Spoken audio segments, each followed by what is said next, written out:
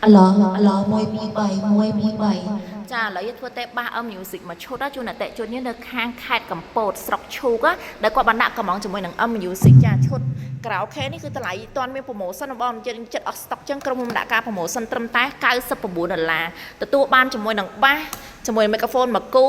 ចាមានកាបូបសាក់ដាក់ micro ហើយថែមជាមួយនឹងជើងត្រួតបាសនេះជាមួយទៀតចំណេញមែនតើបងដោយតម្លៃពេញតម្លៃក្រុមហ៊ុនចា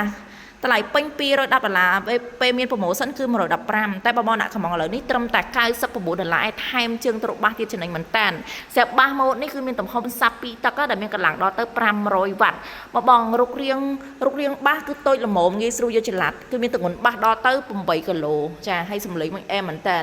ចាស្រាប់បាសម៉ូតនេះគឺមានជាមួយនឹងដៃយួរមានជាមួយនឹងបានធានារយៈពេលពេញ1ឆ្នាំពីក្រុមហ៊ុនគឺនៅពីក្រោយបាសអញ្ចឹងអាចប្រើជាមួយនឹង USB memory Bluetooth បានមួយសេតជាមួយនឹងអាគុយភ្លើងហើយអាចថែមជាមួយនឹងហ្គីតាក៏បានដែរចាឥឡូវធ្វើតេស្តជាមួយនឹងសលេងបាសផ្ទាល់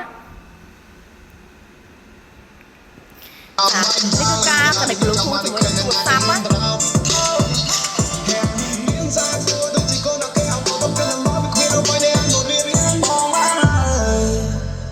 ចាសលេងចេញមកអែមមែនតើសម្រាប់បាសម៉ូនេះគឺមានពីរពណ៌ខ្មៅហើយនិងពណ៌មាសអញ្ចឹងអតិជនដែលពេញចិត្តសូមរស់ដាក់កំងអតិជននៅភ្នំពេញអាចធ្វើតែសលេងនៅទីតាំងហាងផ្ទាល់ទីតាំងហាងគឺនៅលើផ្លូវហាណូយទៅមុខធនាគារជាតិចាស្តុកមានកំណត់សូមអរគុណ